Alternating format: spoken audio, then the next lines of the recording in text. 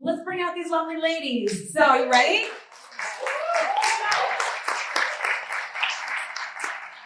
All right, ladies. Everyone good? Everyone's mics are on? Testing. Yeah. So that's good. I am going to kick it off, and anyone can answer.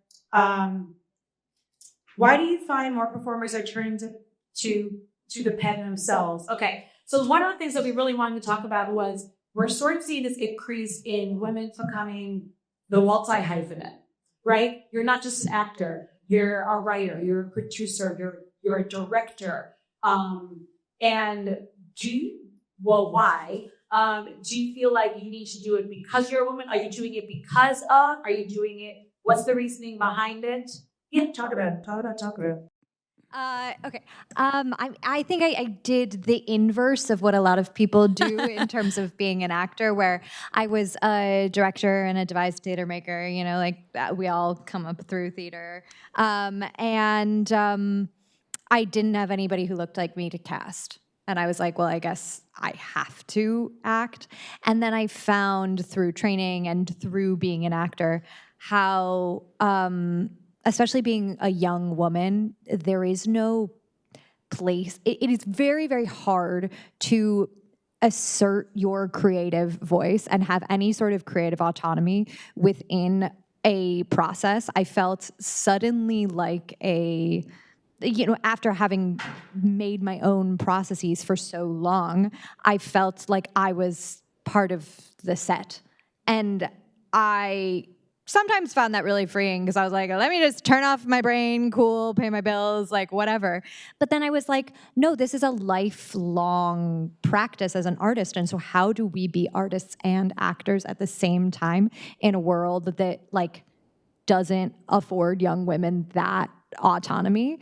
And so I'm finding myself going back to those roots because the autonomy on set in those spaces is not necessarily afforded to us.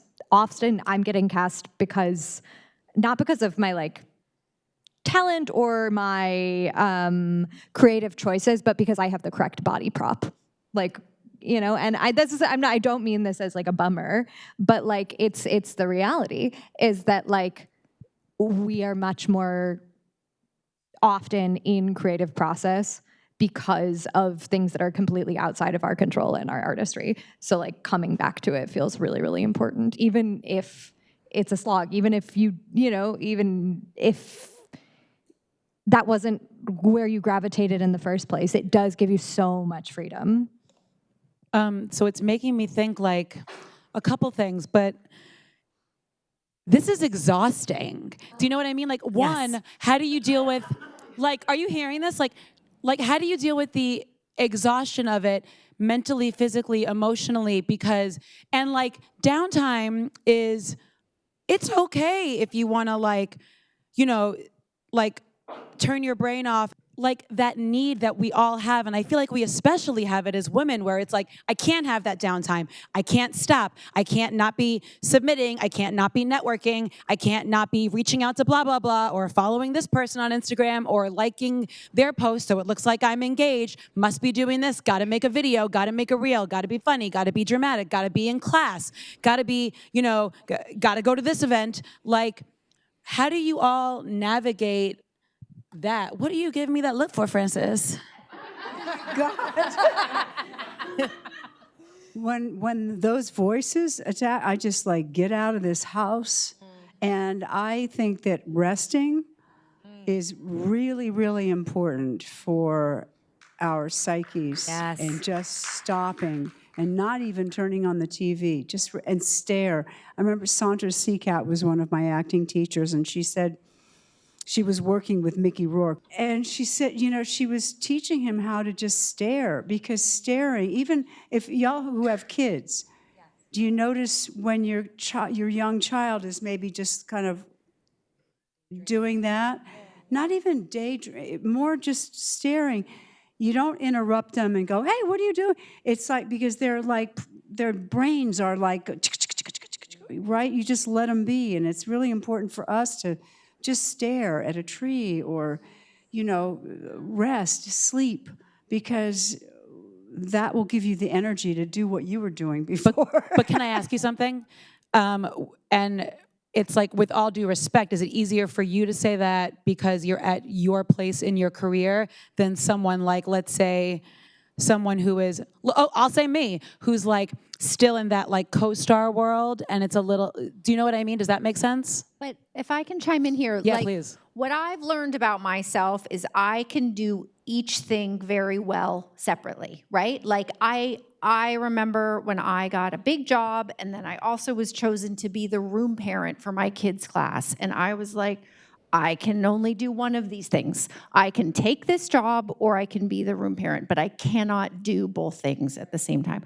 People always ask me, do you bring your kids to set? No, I don't bring my kids to set because I can be a shitty mom who spends no time with their children who are in the trailer, and I'm like, I gotta get, did they send the pancakes? Did they have anything to color? And then I'm trying to do my lines. So I will say, like, I fully respect that all of these things have to happen at the same time, but like, in addition to what Francis is saying, which is like to be still, because the stillness is where we get creative and we get feminine. Do you know what I mean? Like the stillness is where we're alive. And like, I don't know, I'm also a world-class napper at work. And that is my thing. And I've got the thing that's like, don't give me the 10 minutes, 5 minutes. Nope, you just knock when you need me. So like, I think that in addition to doing all this stupid stuff that we have to do now on our phones, it is really important to just sometimes choose the one thing that you're gonna do really well today.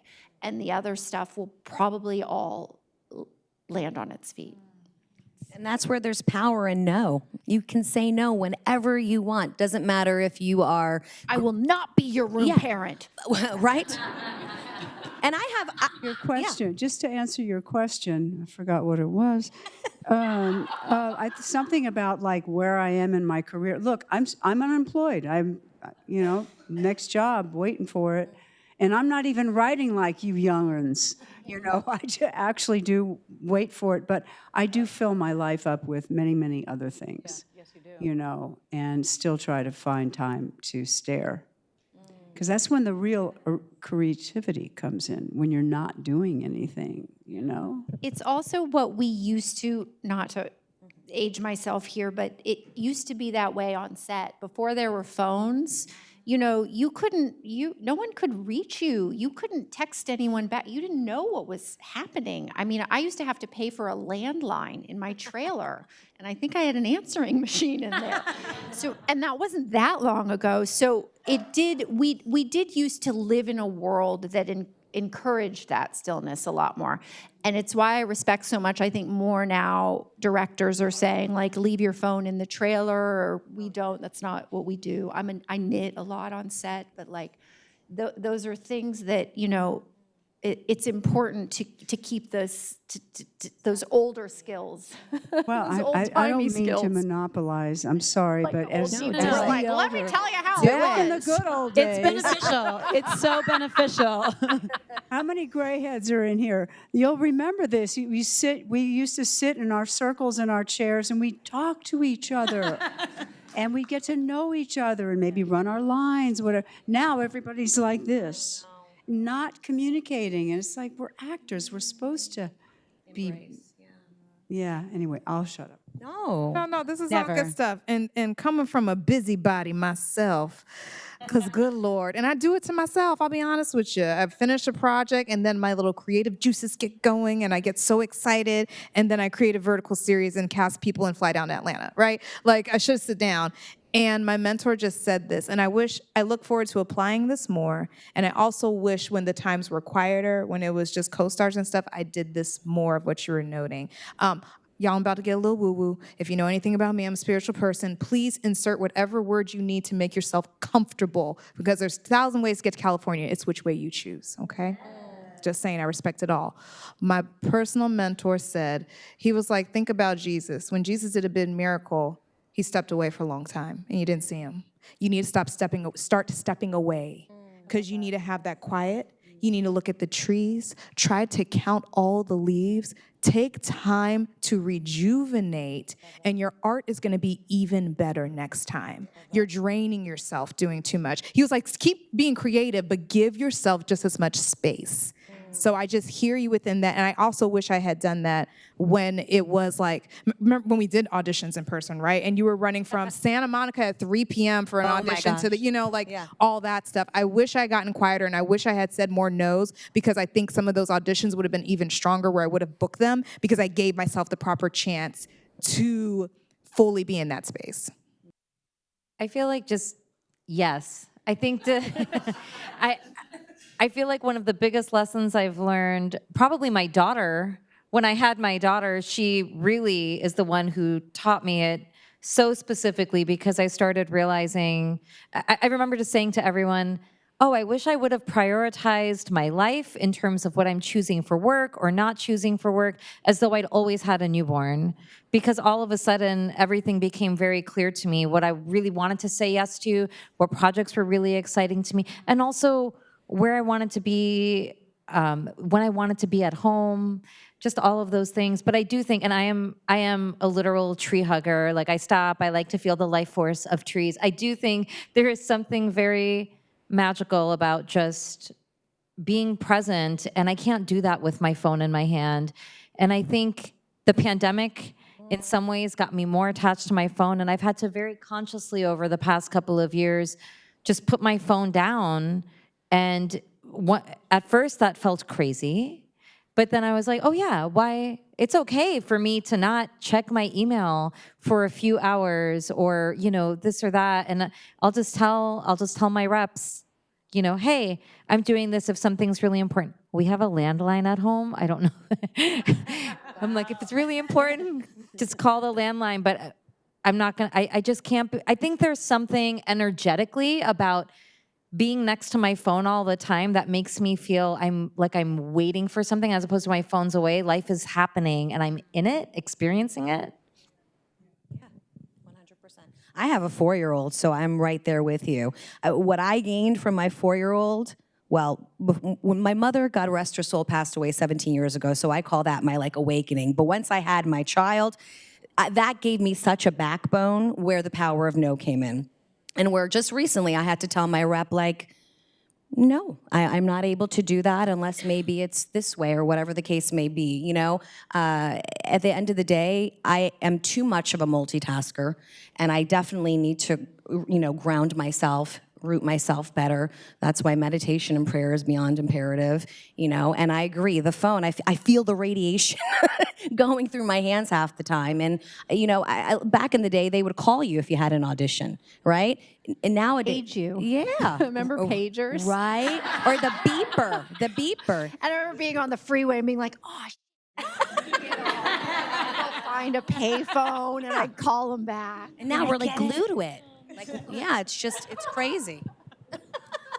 I love that. Well, I think there's this assumption, right, that because it's easier, we are always readily available. Because they can send us an email at any time, it means that we have to answer can back right away. receive it Right. and also then respond. Right. And I think even just now having the 48 hours between auditions is I don't need to get it tomorrow. I don't need to get it now. I can get it tomorrow. I'll be okay. I can do my 2 pages in 10 minutes. And the beauty of self-tape means you don't have to kill yourself to be off book, so you can take this time.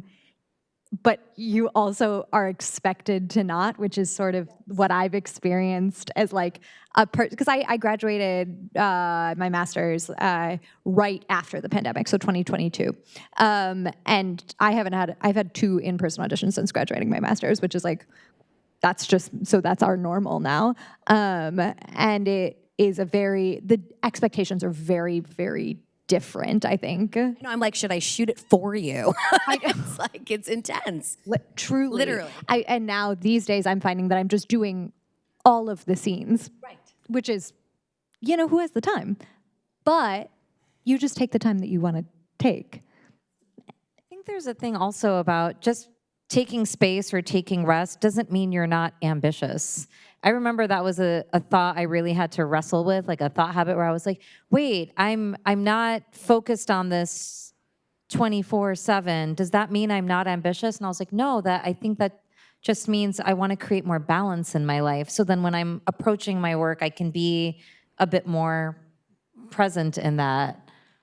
And I'm perhaps a little wooey, but like I think you can feel the desperation, like the energetic desperation when you are feeling it. I think it translates through your work, and it's so frustrating. It's the catch-22, right? When it is the most desperate, you hold things with the tightest hand, and that is where the acting work goes to die, and it's where we need it the most. So it's like this vicious cycle. But I think I'd never want to put myself in a mindset of like of giving somebody else my value, because I'll never bring my own creative choices into the work that way.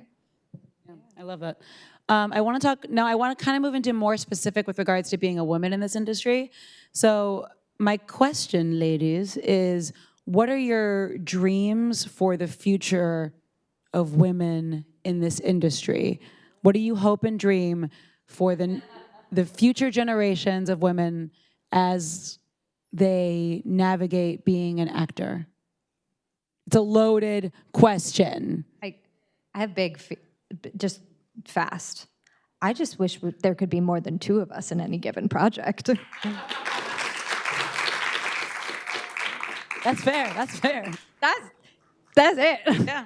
I mean, I don't know. I naturally, at least in my theater work, and Tiffany knows, I've started writing roles for women 40 and up primarily because I think when you're just maybe tying it back to what do we want to dream about, I think of all the isms, I also think ageism is huge for women, and I think we have to keep creating complex roles for all of us in terms of all of the, there's just so many things. So I think about the ageism, I think about, in terms of dreams, childcare, or just how to make that work for an actor, especially for, everybody comes from different socioeconomic backgrounds. And I think that's something I wish we could take more care of each other in that way, because it costs us all things to show up to audition for the job, to show up to be at the job, and I wonder if there is more equity to be had in terms of that as well. For dreams for women, I want us to have more money. Yes. Yes. I like it. I like that. I think you've said it well, which is money. And what I've witnessed a lot is powerful women making themselves smaller so that their male co-star still feels big. And I've seen that by women who had a much bigger quote than their co-star and had to take much less because he couldn't find out that she was making more than him. There's 100 different stories like that, and we have more to discuss, but I don't want to be small. Like, I'm big and loud. I deserve my money. I deserve all the things that I bring. I know what I bring. I know my value, and I want to be valued. So my hope and dream is that we just stay big and loud and courageous and know our value. I love that. I love that. Yes. I want to do a fun one just real fast. What's your, just go down the line. What's your dream role? I want to hear from you ladies. What would be your dream role? Frances, keep... I thought you were going to say I've run out of roles. I want to play the queen of Spain. I want to do a time period piece. Okay, great. So I love the Tudors, anything Renaissance. Just put me in some royalty and I'm good to go. Take me to a different time, a different dimension. Bridgerton needs to call you. Oh, I'm ready, Bridgerton. Yes. I know, Frances, I think I want some of what you've done. All I want is to ride a horse on film. It's I want is to ride a horse. And then the other thing I always say is I want to be number 6 on a procedural network show that shoots in Okay. Los Angeles. Right? Do you know who she is? She's like, works once a week. It's great. Kids to raise. In town. Yeah. He's getting Oh, her yeah, rest. obviously, in town. Plenty And of then time I'll- to nap that way. And then Plenty I'll of buy time a to nap. horse to ride. 10 out of 10 would recommend. We're manifesting. Go ahead, ladies. Nothing? No. I love I love the girlfriend stuff. Like I love Sex in the City, Harlem. That's why I love playing a Ladera lady on Reasonable Doubt for a very serious show, but like we get to have fun. So give me a role where me and my girlfriends end up, I don't know, in Greece and take me overseas. That's what I want. I want one of those roles and shows in the romantic dramedy comedy spaces. I want to play like a spy or an assassin a la Killing Eve. I want to do combat. I want to I want to be kind of bad and like maybe a little problematic. I love that. Wait. Okay. I don't. My brain is like split into 3 different things, so I'll just Say them all. Manifest it. One is I don't know. I've been finding that like I have a yearning to play some kind of a vampire. Honey, you'll work only I can nights. see You have that. a young daughter. You do not want to play a vampire. Maybe not yet, but when Mariah is older. So, but I don't know, or something sort of like in that like fantastical realm. There's like I don't know. There's something interesting to me about that kind of world building that I find really fascinating. I think on the flip side of that, I'd love to play something where I could really physically morph myself into something different, and I think that just comes from one day in theater school. You know, that's how it all starts, right? I remember I had this amazing teacher, Patricia Troxel at PCPA, and she was just like this Shakespeare, I don't know, goddess. And we were able to choose any character that we wanted, and I chose Thersites and he was just like, I don't know, just old and actually kind of perverse, and I had so much fun playing him, and I changed my voice and my body. And I think I was just like, I really enjoyed doing that. So something like that. I love that. You're hired. Thank you. Done. I love that. All right, so before we open to questions, yeah, Frances, what was your... She was out of Yeah, hopes I've and run dreams. out of dreams. I've done it all. You got to have something. No, you know. Come ride horses with me, Frances. We'd be I'll so ride good horses together. with you. You know, it's that mystery that's right around the corner. I just like it to come. Oh, I like that. Yeah. I haven't, thought about writing, but y'all all write, so you can write those roles for yourself. So we're writing as Yeah. 2 horses. Yeah, we're writing vampire, spy. With the vampire. A political In assassin. In Greece. With the besties. This is a show right here. Run into a bunch of women at a hotel, hanging out. Yeah. You're going to spy on us. It's very exciting. All right. Figures it out.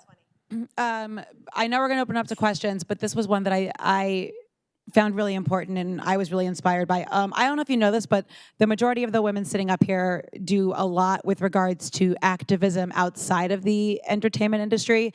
A lot of them do a lot. It would take another whole panel just to even really get into it. So I would love to hear some of you speak about, do you ever feel fear of retaliation when you're speaking out about how you feel about X, Y, and Z, whether it's through the activism work that you do or just about what's going on in the current state of this world? Do you ever feel, can't do that because then I won't get booked on this, can't do that? Does that make sense?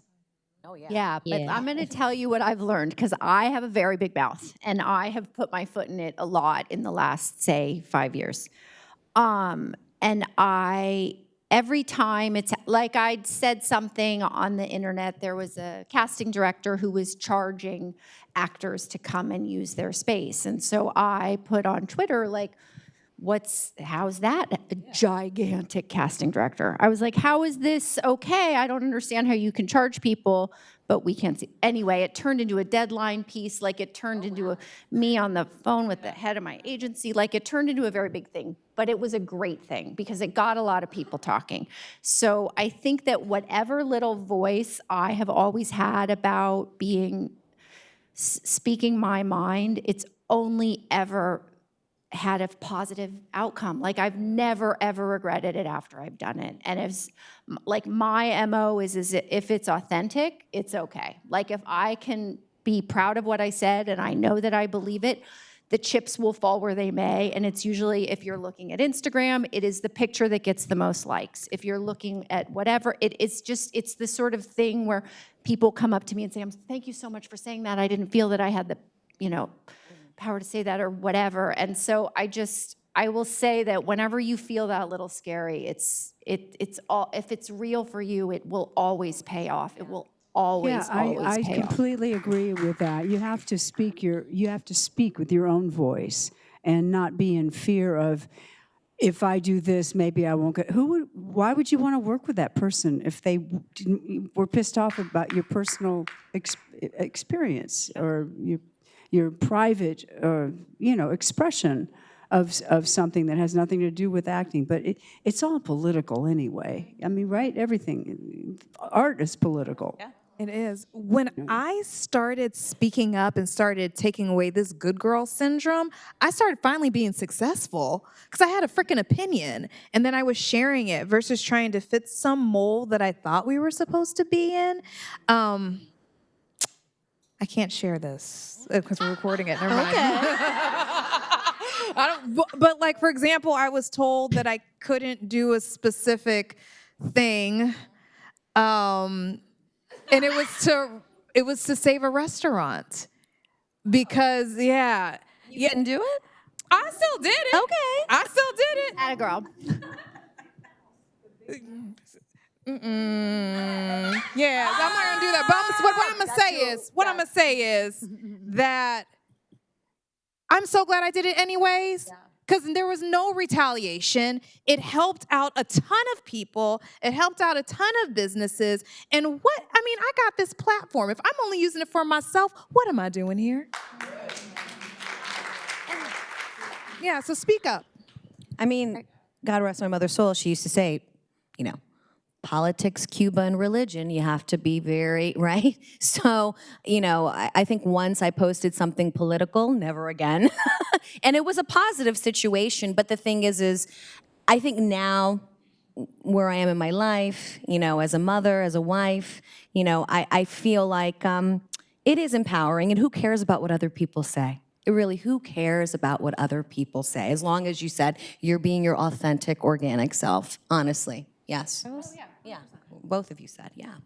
And also, like, I just want to, we're all lucky enough to have worked a lot. Like, it's important to me that this also translates to when you're on set. Mm-hmm. And if, maybe there's somebody who's like number 400 on the call sheet or whatever, and they won't let them ride in the van with you, say, what are you talking about? No, it's fine. Can you get in the van? Get in the van. We'll take you back to base camp. Like, just little moments of speaking up in those political moments, because the set is sort of like a political environment. Or like when you have to cut everybody in line when it's time to eat. Oh, it's so and that makes me feel awkward. Yeah, but that's different. That's different. You have to do that. You got to get your food. No, because you have to go back to hair and makeup, set. and you can't. You're actually, I have sleeping to do. I will say though, but like the key word in activism is act, right? So if you're in the moment, you got to act. And I think activism your activism can come out in so many different ways. Maybe you are someone who posts about things online and that is a form of activism. Maybe you're somebody who just gets in a conversation with someone and that can be a form of activism. Maybe it's in how you raise your children. Maybe it's in how you did something with your neighbor. Maybe it's going to protest. Your activism is yours. And our activism is ours, I should say, right? And I will say, just like our voice is ours and so individual. So whatever you are so passionate about to fight for. That's so amazing that you were so passionate to fight for that. And what I have found is, because I have gone through moments of fear, even I think a little bit more so now that I'm a mom, because I think I'm not as worried about myself. But now I'm like, oh, is what I'm going to say going to, you know, but then I have to remind myself, you know, we're never just fighting for ourselves. We're fighting for each other. And when I have spoken out and used my voice, undoubtedly somebody else says, oh, me, right? It's me too. And we come together. So I think just by the act of us using our voices and being brave enough to speak, and that doesn't have to be online, whatever is true for you, but I think it is so important to use your voice, because we're almost never alone. I think it is sometimes you don't have a choice. And by virtue of just existing, your existence is activism enough. And I think that goes into when you are part of a marginalized community. Or I think it's when, as women, we get paid our fair share. We're higher than men on the call sheet. Like, that is almost activism in just the good work that we are doing and showing up every day. But I also wonder if there's something about like accidentally tokenizing yourself and accidentally putting yourself in a place where people expect that of you. And I don't know, it's really helpful to hear you all talk about this, because I'm at quite the beginning of my journey in all of this, and to hear that you don't regret it is really, like, I think something that I personally needed to hear, and I hope that other people in this room hear it. I'll say it again. I don't regret any of it. And I got in a lot of trouble sometimes.